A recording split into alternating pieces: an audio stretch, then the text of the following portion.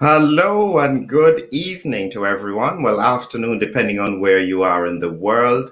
Today we have a really important topic, and I have the pleasure of having with me Geert Vanden Bossche from Belgium.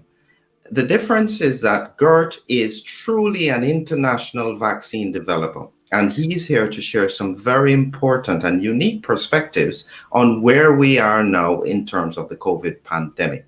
So, pleasure to have you here with me, Gert. How are you? I'm fine. Thanks for having me, Philip. Wonderful.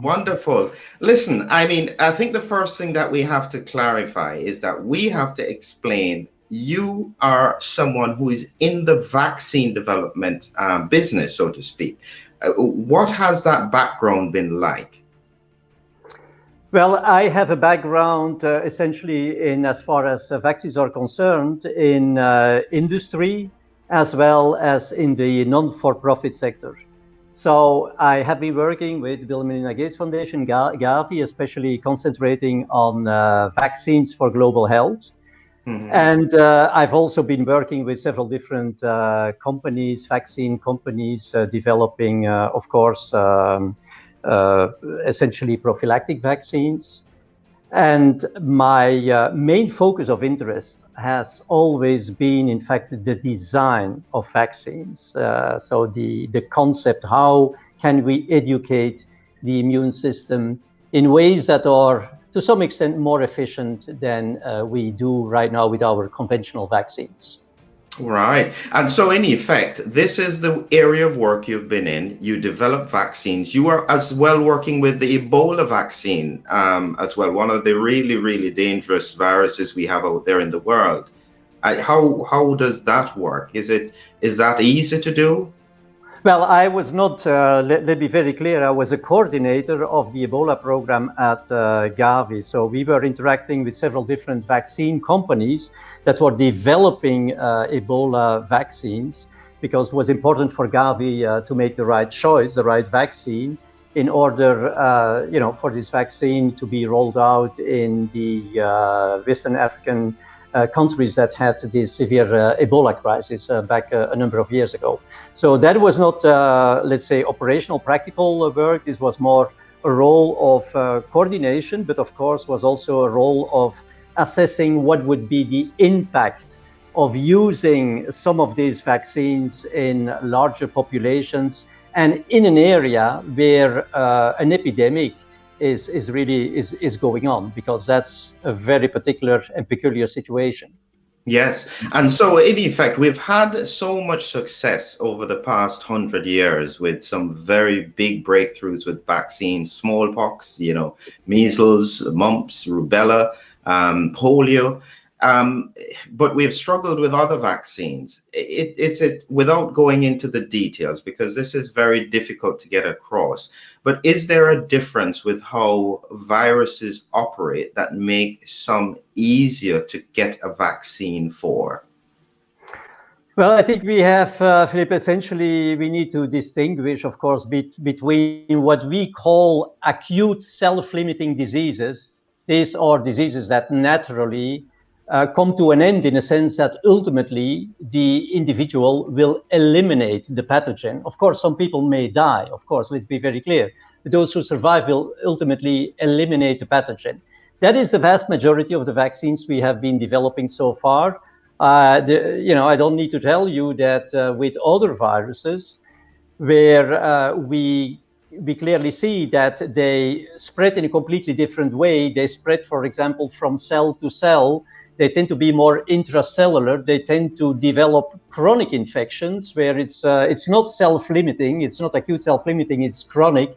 It is much more difficult, and that is the reason primarily is that. Most of the vaccines we are developing are still antibody-based vaccines. So we need these antibodies in the blood, or we need these antibodies to translate to the mucosa, for example, in order to capture the pathogen and to neutralize it.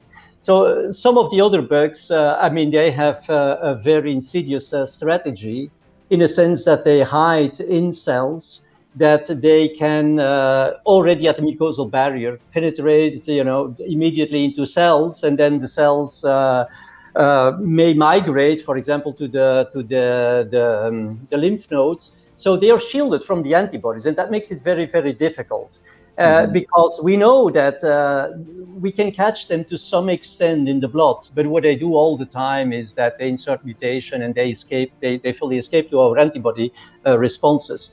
So that makes it way more difficult. It's also more or less the reason why also against cancer, etc., we have not been extremely successful with vaccines as, I would say, standalone therapy.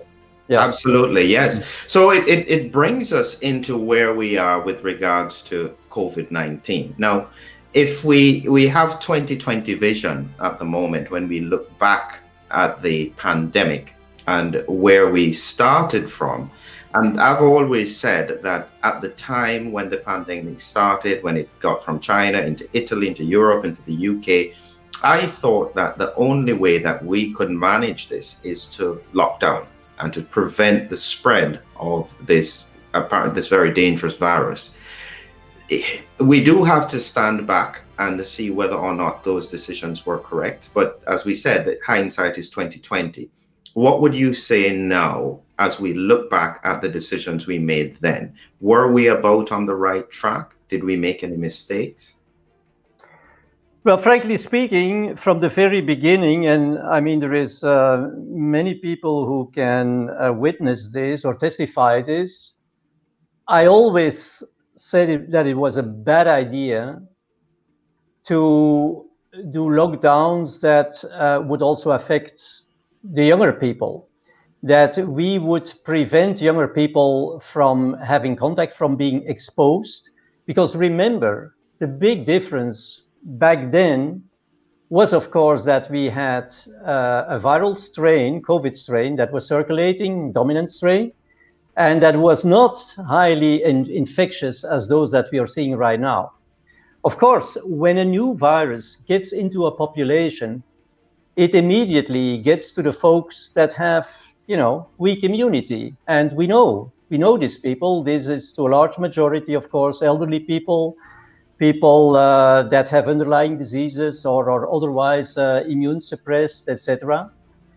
And of course, I mean, it was certainly the right thing to do to protect these people and for them also to isolate.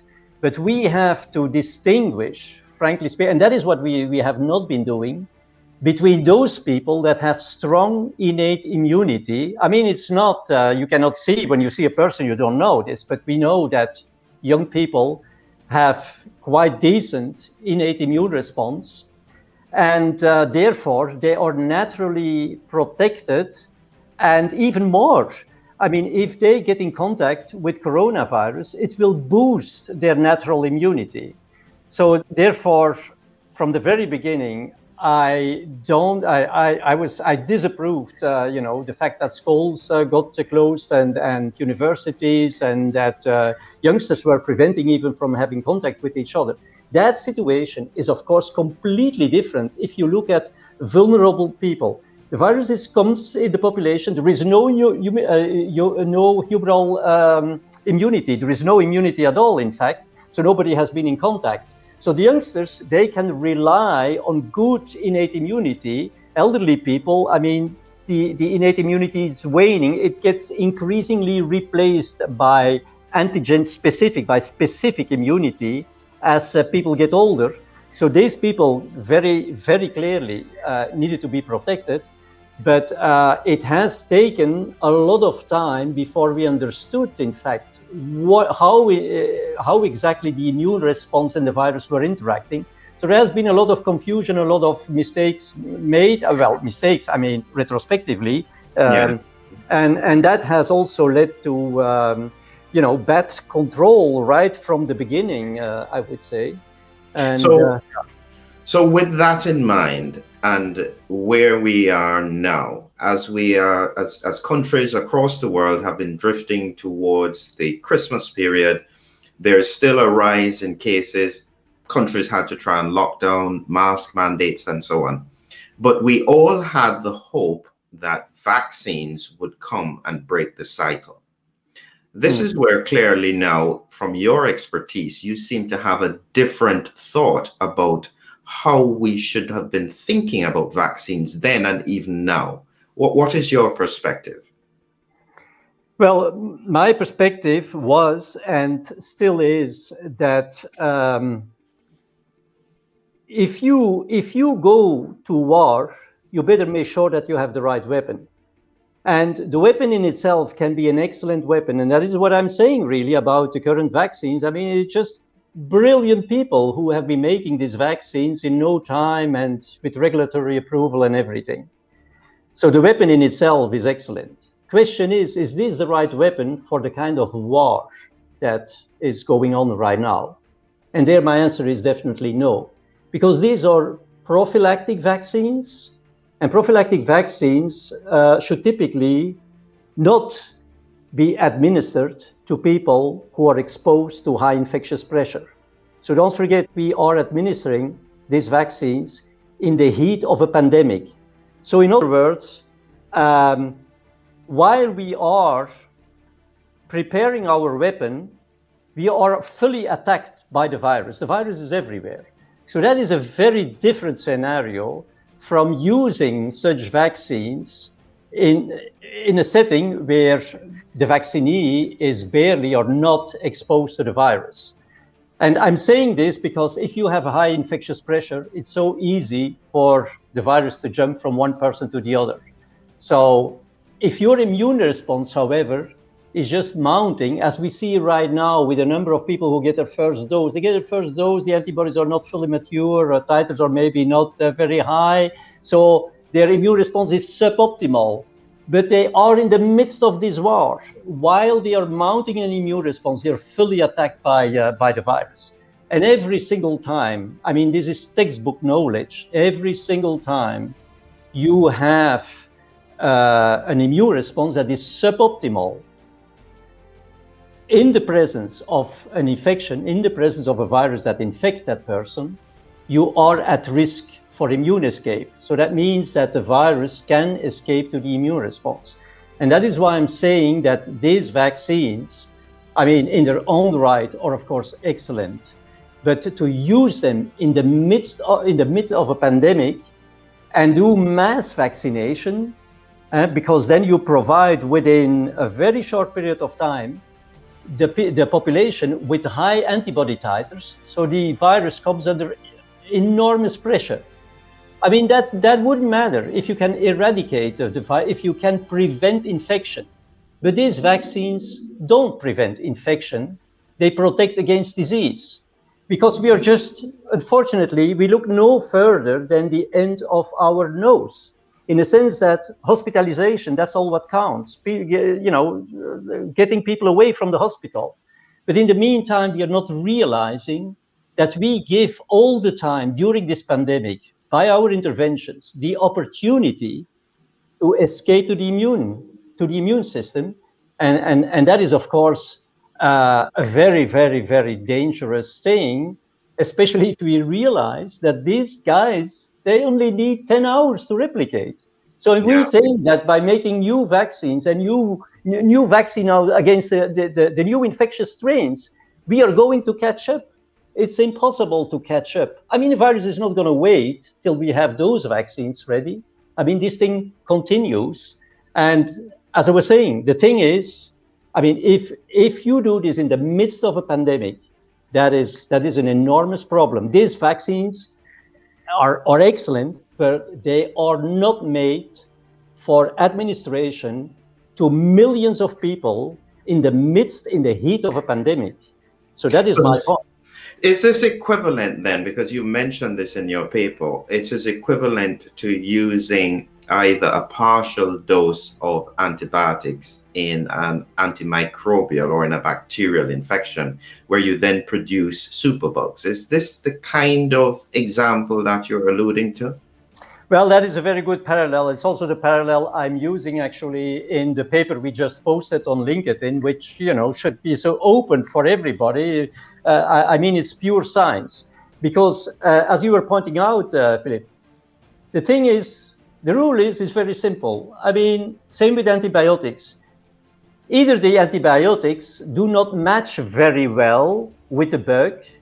That's not good. That's why we are making antibiograms, to first identify which is this germ, and then we choose the antibiotics. We need to have a very good match, otherwise there could be resistance.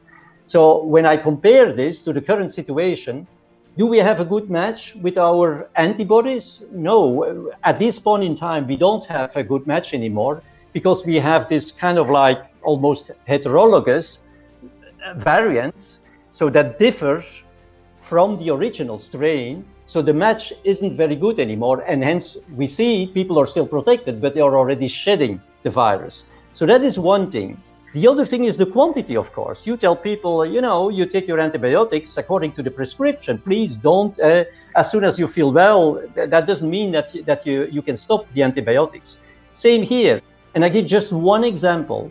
If you give people just like one dose, I mean, they are in the process of mounting their antibodies. The antibodies still need to fully mature, etc. So this is a suboptimal situation. We are putting them in a suboptimal situation with regard to their immune protection. And on the other hand, they are in the midst of the war. They are fully attacked by all these kinds of highly infectious variants. So, I mean, it's very clear that this is driving immune escape and will ultimately drive resistance to the vaccines. So my point is, yes, Flip, it's very similar. There is one difference. The virus needs living cells. I mean, if you're driving immune escape, but the guy has no chance to jump on somebody else, who cares? Mm-hmm. The situation is now different because we are in the midst of a war. There is a high infectious pressure. So the likelihood that an immune escape immediately finds another living cell, that means another host, is very, very high. It's per definition. It's the definition almost of a pandemic. Yeah. So it raises a simple question that somebody has put in front of us here, which is, it's perfectly common sense. What do we do? That question is very easy. I mean, we need to do a better job when we are confronted with situations that seem very dramatic, like, an epidemic. Our generation has not, been living in times where there are epidemics or pandemics. And so we immediately take action and jump on the beast with the tools we have, instead of analyzing what is really going on. And one thing that I thought was extremely interesting was, and it's something that was not really understood, we know that a number of people are asymptomatically infected. So they are infected, but they don't develop severe symptoms. Of course, they can have some mild symptoms, upper respiratory disease, whatever. So the question is, what exactly happens with those folks that they can eliminate the virus? They eliminate the virus. They will transmit it. They will shed it for like a week or so, and then they eliminate this. You could say, yeah, of course we know that antibodies eliminate. Oh, wait a minute. The antibodies come later. You have first this surge of, shedding of the virus, and it's only afterwards that you see, a moderate and short-lived raise of antibodies. So the antibodies cannot be responsible for elimination of the virus. So what is responsible for elimination of the virus? Luckily enough, we have a number of brilliant scientists, independent brilliant scientists, that have now increasingly been showing, and there is increasing evidence, that what in fact is happening is that NK cells are taking care of the virus. So NK cells, the virus gets into these epithelial cells and starts to replicate, but NK cells get activated and they will kill the cell, in which the virus tries to replicate. So I was saying that the virus needs to rely on a living cell. So you kill that cell, it's gone, it's all over. So why we have the solution in the pathogenesis, because some people eliminate it. Absolutely. Right? Problem.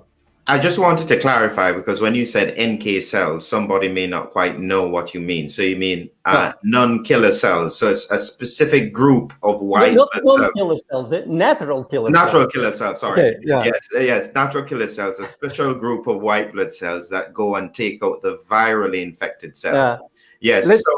Yes. So yes, you're right. Is that because I have seen from a clinical perspective, very old patients who you would expect to be overwhelmed by the virus, and they have a few symptoms, and then they're okay. So the body does manage to get rid of it in some cases.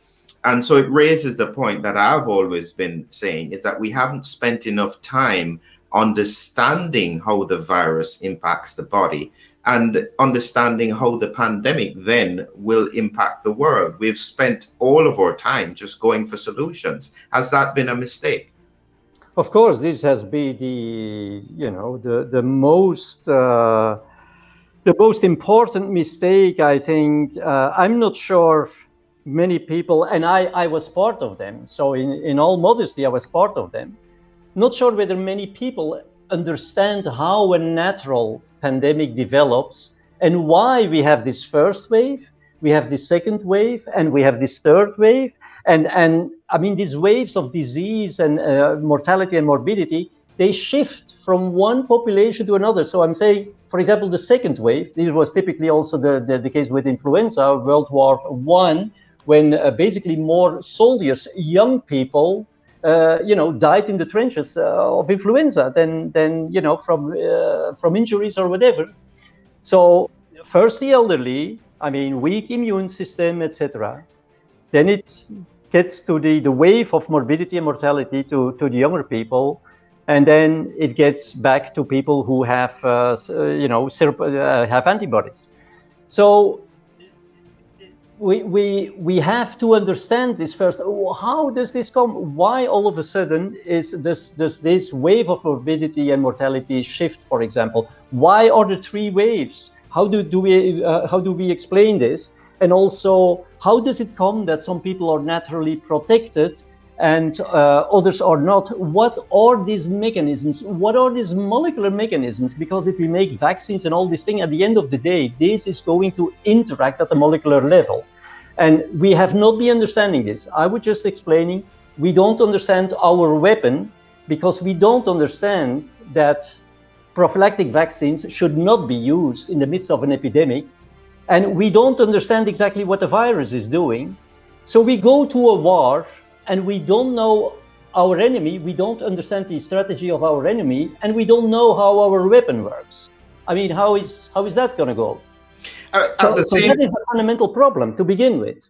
I understand, and I completely accept that. But at the same time, I am still thinking that if the governments don't respond in some way, because they have to be seen to be doing something, they seem to be in a lose-lose situation. If they don't do anything, they're going to be criticized, and if they do something, they're going to be criticized. Is that a fair statement to make? I don't think so. What was this oath of, what's the name of the guy? Hippocrates? Mm-hmm. You know the oath? The first do no harm. Okay. Well, I mean, it wouldn't matter if you start vaccinating people and even it doesn't work. Problem is that we induce a long-lived antibody response. And as a matter of fact, we know, I mean, that is not my knowledge, it's all published. Problem is that we fail to put the pieces of the puzzle together. Fact is that these long-lived antibodies, which have high specificity, of course, for the virus, they outcompete our natural antibodies. Because the natural antibodies, they have a very broad spectrum, but they have low affinity, right? And so by doing this, even if your antibodies don't work anymore because there is resistance or the strains are too different from the original strain, these antibodies, specific antibodies, will still continue to outcompete your natural antibodies. And that is a huge problem because I was saying just a few minutes ago, these natural antibodies, they provide you with broad protection. This protection is, yes, it is variant non-specific. Doesn't matter what variant you get. It doesn't even matter what type of coronavirus is coming in. They will protect you.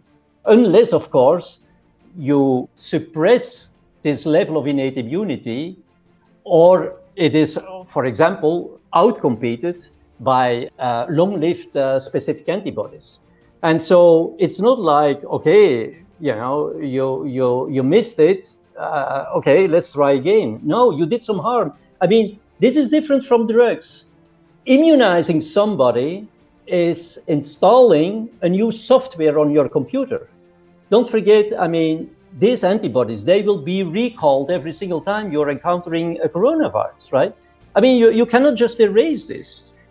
So this is very serious. This is very serious. So this is an important point, because when I was looking at some of the research around the challenges that they faced with the initial SARS-CoV, the first epidemic, and they tried to develop the vaccines, one of the things they found, certainly when they tested it on the ferrets, was that when they exposed them to a coronavirus again, they got a very severe response to it.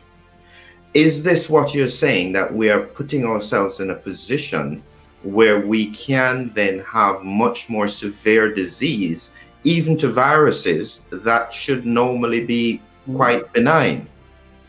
Well, Philip, you see all my passion and my conviction, but I mean, I've been the last to criticize the vaccines in terms of could they in some regard be unsafe, because you would have even this exacerbation of disease due to antibodies that doesn't match very well with the coronavirus they're exposed to, etc. I know there is reports on this, and there is a lot of serious thoughts about this, but I think what we are talking about right now, the epidemic or the pandemic problem of having a population that is at no point during the pandemic, and to a large extent due to our intervention, has not a strong immune response. I mean, this is already serious enough. This is more concerning than one or the other adverse event that could maybe elicited. I'm not downplaying it, but that could maybe be elicited because people have antibodies that do no longer match very well with the strain they were, or with the strain they are exposed to, and therefore, they build a complex. They don't neutralize the virus. They build a complex, and this complex could maybe even enhance viral entry into susceptible cells and hence lead to exacerbation of disease. I mean, this may be possible, but the problem I'm talking about is a global problem. It's not an individual getting an adverse event. It's a global problem of, making this virus increasingly infectious, because we leave it all the time a chance, an opportunity to escape the immune system, and to drive this, to whip this up, up to a level where the virus is so infectious that we can even no longer control it. Because, I mean, these highly infectious strains, some people think, oh, the virus is going to calm down and it will insert a number of mutations, just to be gentle and kind with us. That's not going to happen. I mean, this highly infectious strain remain. It is not going to be spontaneous mutations that all of a sudden would become, would make this virus again harmless, because such a virus would have a competitive disadvantage, could not be dominant anymore. So that's not going to happen. So we're talking about a very, very, very serious problem here. So I've seen the question many times, and quite frankly, I get asked the questions. We're coming to a point where people are going to have to take these vaccines. That looks as though it's the reality, either in the context of work or in the context of travel. Based on what you're saying, they're in a lose-lose situation. What does this mean? Well, what does this mean is very clear. It's very clear what this is going to mean. So let's consider the consequences of this, both at the population level and at an individual level. Because I would well understand if for the population it's maybe not the best thing to do, but on an individual level, it's still okay. Yeah, then that's not an easy question. But as a matter of fact, it's exactly the opposite. Well, it's not the opposite. It is detrimental, both on a population level as on an individual level. And I'm telling you why. I think the population level, I explained you, we are increasingly facing highly infectious strains that already right now we cannot control, because basically what we are doing is that we are turning, when we vaccinate somebody, we are turning this person in a potential asymptomatic carrier that is shedding the virus. But at an individual level, I just told you that if you have these antibodies, and at some point, and I'm sure this will, people can challenge me on this, but reality will prove it. I think we are very close to vaccine resistance right now. And it's not for nothing that already people start developing, new vaccines against the strains, etc. But what I was saying is that, okay, if you miss the shoot, okay, you could say nothing had happened. No, you are at the same time losing the most precious part of your immune system that you could ever imagine of. And that is your innate immune system. Because the innate antibodies, the natural antibodies, the secretory IgMs, will be outcompeted by these antigen-specific antibodies for binding to the virus. And that will be long-lived. That is a long-lived suppression, and you lose every protection against any viral variant or coronavirus variant, etc. So this means that you are left just with no single immune response. With it's none. Your immunity has become nihil. It's all gone. The antibodies don't work anymore, and your innate immunity has been completely bypassed. And this while highly infectious strains are circulating. So I mean, if that isn't clear enough, I really don't get it. And people, please do read my what I posted, because it's science. It's pure science. And as everybody knows, I'm a highly passionate vaccine guy, right? And I have no criticism on the vaccines. But please use the right vaccine at the right place, and don't use it in the heat of a pandemic on millions of people. We are going to pay a huge price for this. And I'm becoming emotional because I'm thinking of my children, of the younger generation. I mean, it's just impossible what we are doing. We don't understand the pandemic. We have been turning it in an artificial pandemic. Who can explain where all of a sudden all this highly infectious strain come from? Nobody can explain this. I can explain it, but we have not been seeing this during previous pandemics. During natural pandemics, we have not been seeing it, because at every single time the immunity was low enough so that the virus didn't need to escape. So back at the end of the pandemic, when things calmed down and there was herd immunity, it was still the same virus circulating. What we are now doing is that we are really chasing this virus, and it becomes all, increasingly infectious. And I mean, this is just a situation that is completely out of control. So it's also, we are now getting plenty of asymptomatic shedders, people who shed the virus, because if they are vaccinated or they have even antibodies from previous disease, they can no longer control these highly infectious variants. So how does that come? Does anybody still understand the curves? I see all these top scientists looking at these curves, at these waves, like somebody else is looking at the currency rates at the stock market. All they can say is, oh, it goes up, it's stabilizing, it may go down, it may go up, etc. I mean, that is not science. They don't have any clue. They don't even know whether the curve is going to go up exponentially or whether it's going to go down or whatever. They're completely lost, and that is extremely scary. That has been the point where I said, okay, guy, you have to analyze, but these people are not listening. That is the problem. So you are in effect putting your reputation on the line because you feel so passionately about this, because I guarantee you that no government, no health system is going to want to hear what you are saying. You're in effect almost giving fuel to the fire for an anti-vaxxer who doesn't want the vaccine.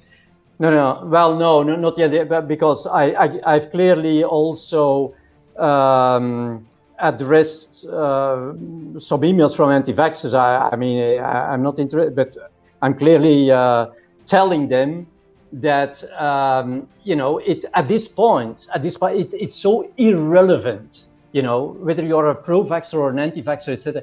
It is about the science. It's about humanity, right? I mean, let's not lose our time now with criticizing people or anti-vaxxer. Okay, if you're not an anti-vaxxer, you could be a stalker. You could be, we like to stigmatize, because if you stigmatize people, you don't need to bother about them anymore. Oh, this guy's an anti-vaxxer. Okay, he's out of the scope. Oh, he's a stalker. He's out of the scope. That is a discussion that is completely irrelevant at this point.